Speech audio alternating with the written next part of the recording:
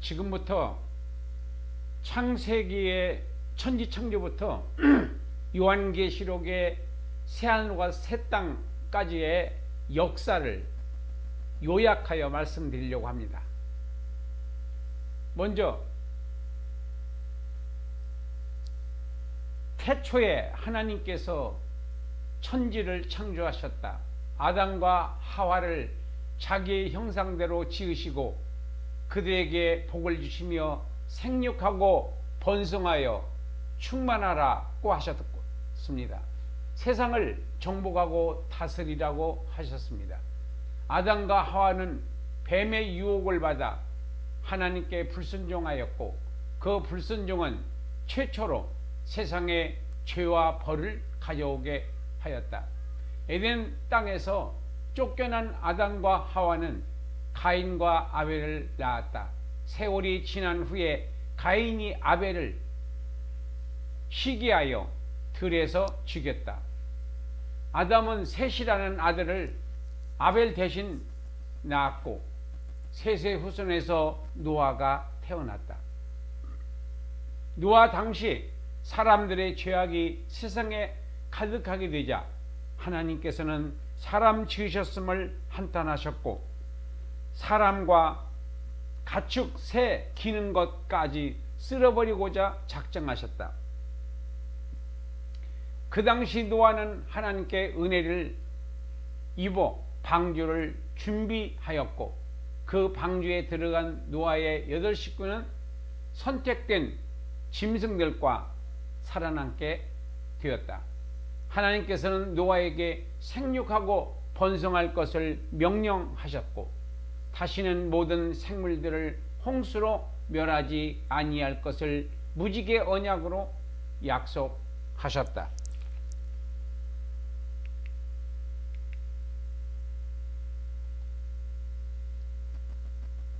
족장시대 노아의 세 아들로부터 땅의 나라들이 나누어졌다. 그 당시 온 땅의 언어가 하나였고 사람들은 성읍과 높은 탑 꼭대기를 하늘에 닿게 하여 이름을 내고 온 지면의 흩어짐을 면하고자 했다. 그러나 하나님은 사람들에게 언어로 혼잡케 하여 그들을 온 지면에 흩어지게 하셨다. 하나님께서는 아브라함으로 언약을 맺으셨고 그 아브라함은 여호와의 말씀을 따라 가나안 땅으로 가게 되었다. 아브라함은 100세에 이삭을 낳았다. 이삭은 쌍둥이 에서와 야곱을 낳았고 야곱은 아버지 이삭을 속이고 장자의 축복을 가르쳤다. 야곱은 에서를 피해 외삼촌 나반의 집인 하란으로 가게 되었고 그곳에서 레아와 라헬 두 아내로 12아들과 딸 디나를 얻었다.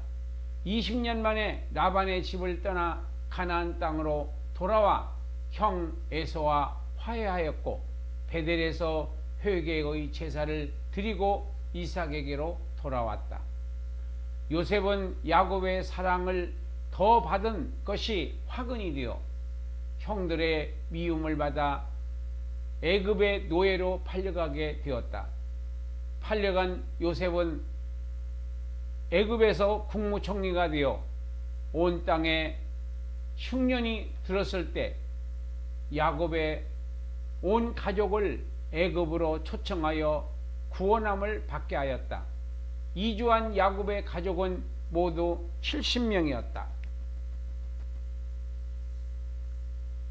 출애굽 시대 야곱 가족의 애굽으로 이주한 후 350여 년이 지났다. 이스라엘 백성들은 갈수록 번성하였고 요셉을 모르는 애굽 새 왕조는 이러한 이스라엘을 학대하였다. 이런 시기에 태어난 모세는 바로 왕의 딸에게 입양되어 양육되었다. 장성한 모세는 애굽 관원을 상해한 일로 인해 미디안으로 도망하여 40년을 살았다.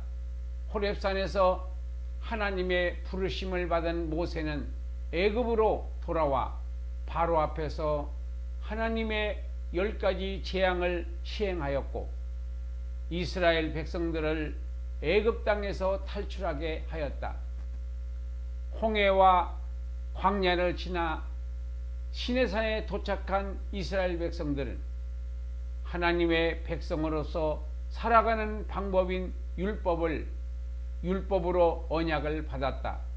이는 하나님과 아브라함과의 말씀 언약이 문서 언약으로 발전한 것이다. 이스라엘 백성들은 하나님과의 특별한 언약 백성이 된 것이다. 출애굽 1세대들은 하나님과 언약을 체결하였음에도 노예의 습관을 벗어버리지 못하고 하나님과 모세를 향해 원망과 불평을 그치지 않았다. 하나님께서는 그 불평하는 백성들을 약속의 땅에 들어가지 못하게 하셨고 40년 동안 광야에서 다 죽게 하셨다. 출애굽 시대의 지도자인 모세도 가나안 땅에 들어가지 못했다. 여호수아와 갈렙만이 가나안 땅에 들어가게 되었다. 모세가 죽은 후에 여호수아는 이스라엘 2세대들을 이끌고 요단강을 건너가 가나안 땅인 길갈에 진을 쳤다. 정복시대 길갈에서 준비를 마친 여호수아와 이스라엘 백성들은 가나안 땅에서의 원주민들과의 전쟁을 시작했다. 가나안 땅은 685년 전 아브라함과 하나님과의 맺은 언약의 땅이었다. 바로 그 가나안 땅 정복을 위한 전쟁이 시작된 것이다. 여리고성과 아이성을 정복한 이후 남부 아모리 연합군을 무찔렀고 이어서 북쪽의 하솔 연합군을 정복하였다. 6년 동안의 전쟁을 통해 31명의 가나안 땅 왕들을 정복했다. 하지만 전 지역을 정복하지는 못했다. 가나안 땅 일부는 아직 정복되지 않은 상태였지만 여호수아는 가나안 땅을 12지파들에게 분배하였다. 12지파 중에 9지파 반은 요단 서쪽을 분배받았고 2지파 반은 요단 동쪽을 이미 분배받았었다. 땅 분배 후에 여호수아는 6개의 도피성을 정하였고 레위인들에게 48개 성읍과 목초지를 분배하였다. 사사시대 여호수아가 죽은 후 이방 족속을 몰아내려는 유다 시므온 지파 외의 다른 지파들의 점령 개혁은 모두 실패하였다. 불완전한 정복으로 인해 이스라엘 백성들은 가나안 땅의 원주민들과 공존하게 되었다. 그로 인하여 이스라엘 원주민들의 우상 문화에 동화되어 갔다. 하나님께서는 진노하셨으며 주변 국가들의 속국이 되는 징계를 내리셨다. 그들은 고통으로 하나님께 부르짖었으며 하나님께서는 사사들로 이스라엘을 구원해 주셨다. 사사들은 온니엘, 에훗, 삼갈, 드보라, 기드온, 돌라, 야일, 입다, 입산, 엘론, 압돈, 그리고 삼손 12명 이스라엘의 사사로 쓰임받았다. 이스라엘의 범죄로 인한 이러한 악순환적인 범죄는 이방신 숭배, 주변 국가의 속국, 하나님께 회개, 사사로의 구원이라는 7번 반복이 사사시대의 역사이다. 이스라엘의 왕정 시대, 이스라엘의 마지막 사사이자 예언자는 사무엘이었다. 사무엘의 노년에 이스라엘 백성들을 들은 사무엘의 경고에도 불구하고 주변 나라들처럼 왕을 요구했다.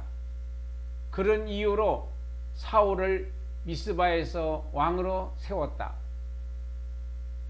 통일왕국.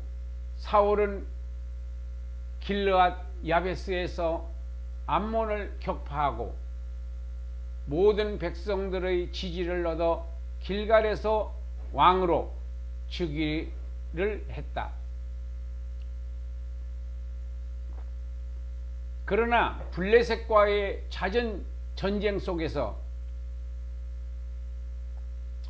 하나님께 대한 거듭된 불순종과 인품의 결함 때문에 결국 그의 왕권은 단임 왕조로 끝났다. 사울의 죽음 이후 다윗이 이스라엘의 왕이 되었다. 이스라엘은 다윗에 의해 진정한 왕권 국가를 형성하였다. 다윗은 예루살렘을 빼앗아 수도로 삼았고 그곳에 법궤를 안치하여 정치와 종교 중심으로 삼았다. 다윗은 나단 선지자의 신탁을 받았다. 다윗의 통치 말년 왕권 계승을 놓고 왕자들 간에 갈등이 있었으나 왕권은 솔로몬에게로 돌아갔다. 솔로몬은 성전과 왕궁을 세웠다. 나라의 행정을 정비하였고 외교와 무역에도 주력했다. 그러나 이방신을 섬기는 죄를 범하였고 그의 아들 르호보암 때에 나라가 분열되었다. 분열왕국. BC 931년 솔로몬이 죽자 통일왕국은 남유다와 북이스라엘로 나뉘어 북이스라엘은 사마리아를 수도로 삼았고 남유다는 예루살렘을 수도로 삼았다.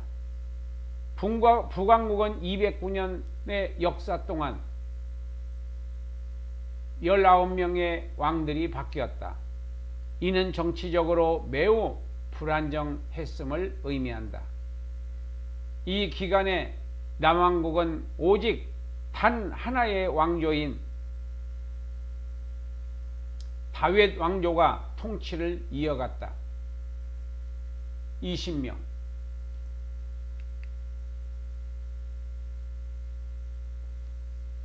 이 시기에 남유다와 북이스라엘은 전쟁을 치르기도 했고 평화적인 관계를 유지하기도 했다. BC 722년 북이스라엘은 아수르에 의해 멸망당했고 대제국을 이룬 아수르는 속국의 반란을 의식하여 다른 지역에 사는 여러 이방 민족들도 사마리아로 강제 이주시켰고 이때부터 사마리아는 이방 민족들과 혼혈이 되었다. 잔존왕국. 북이스라엘을 정복한 아수르는 BC 722년에 히스기야 때 남유다를 침공했다.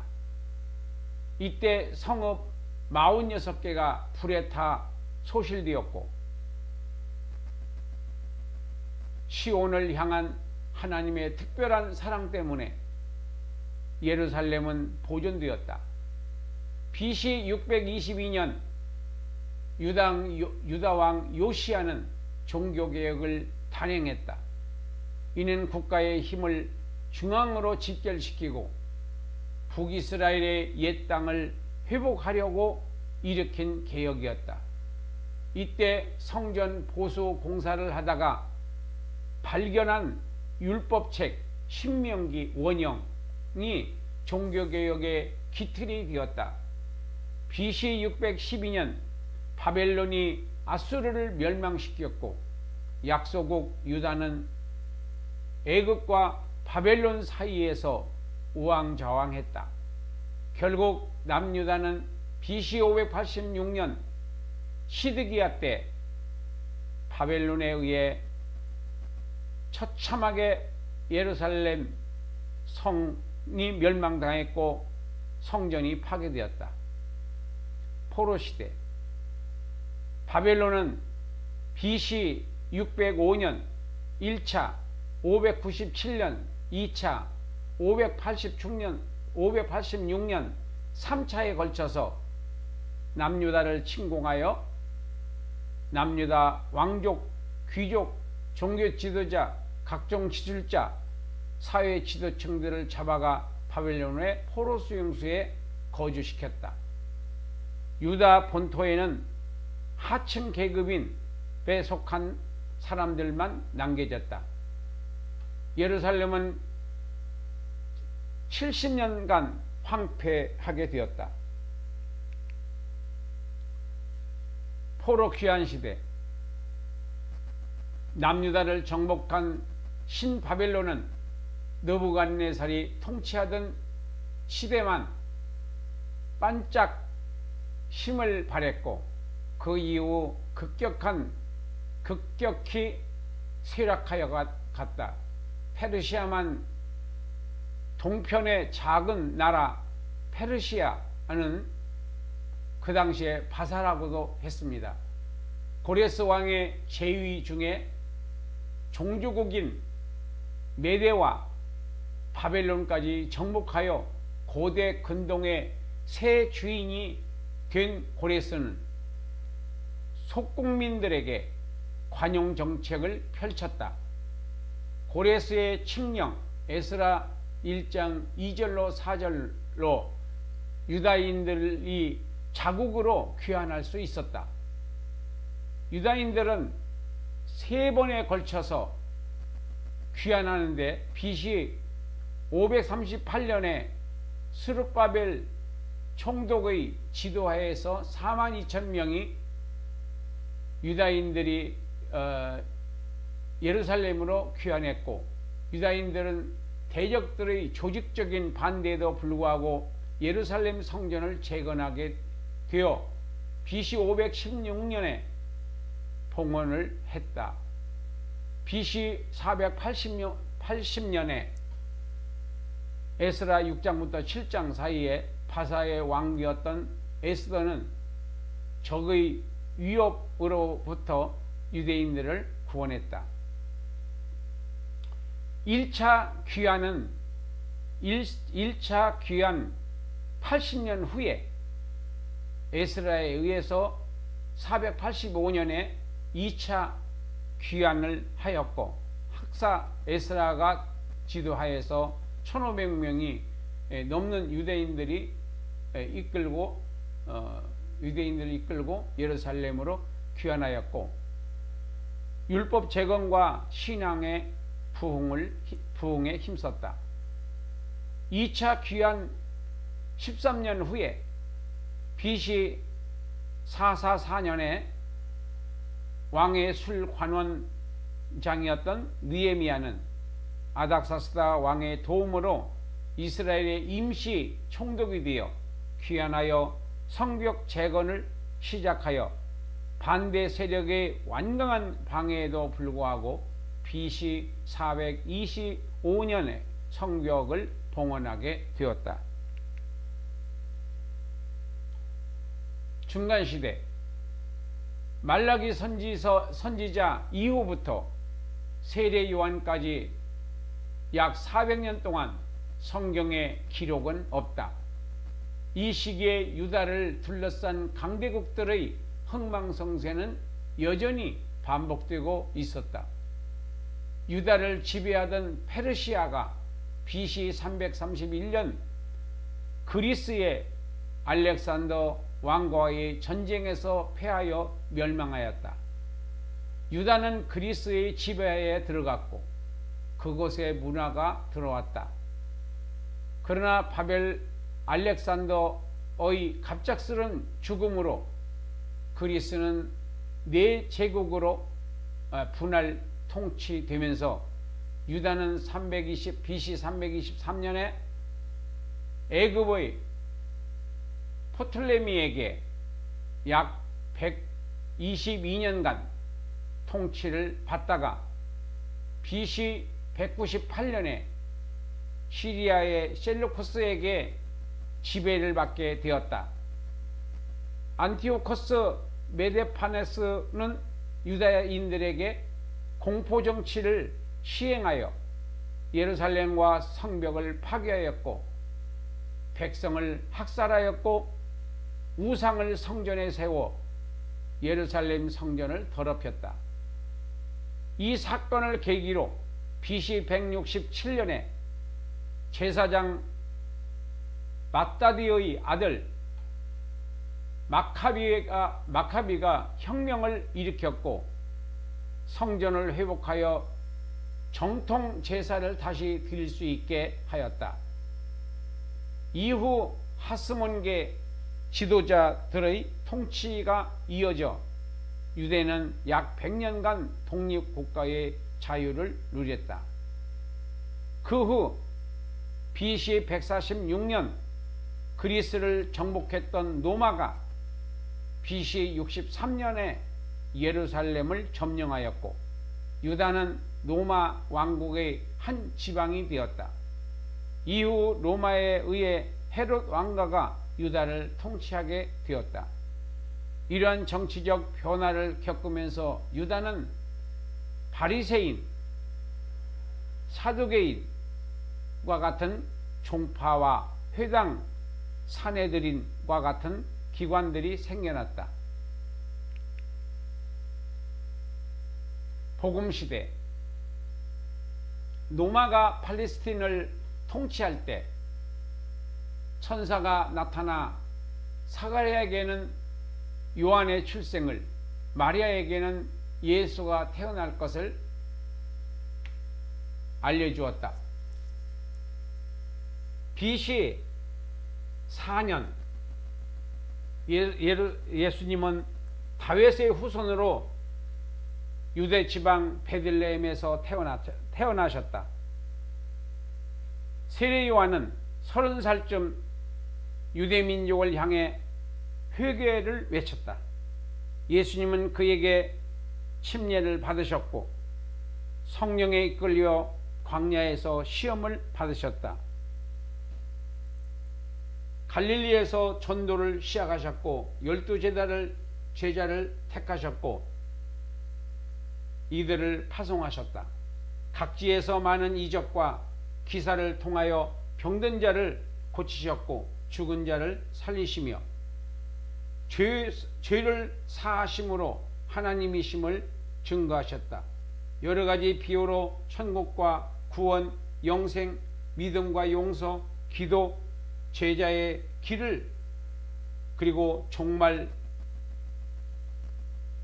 대해서 교훈하셨고 반대자들과 바리새인들을 책망하셨다.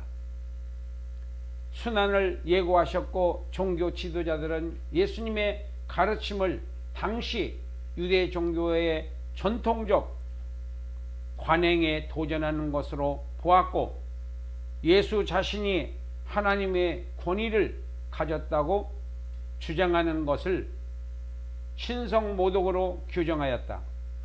그들은 예수님을 죽이기로 도모하였고 예수님은 약 3년여 동안 지상사역을 하셨고 AD 30년에 나귀 새끼를 타고 예루살렘에 입성하셨다. 성전을 청결하게 하셨으며 성전에서 논쟁을 통한 말씀으로 백성들을 가르치셨다. 예루살렘 성전 파멸과 재난에 대해 예언하셨고 가룟 유다는 예수님을 배반하였고 예수님은 체포되어 빌라도에게 십자가형을 받아 못 박히셨으며 죽임을 당하셨다. 그러나 장사 지낸 지 3일 만에 죽음의 권세를 깨뜨리시고 예고하신 대로 부활하셨다. 부활하신 후 제자들에게 보이셨고 승천하셨다. 초대교회 시대,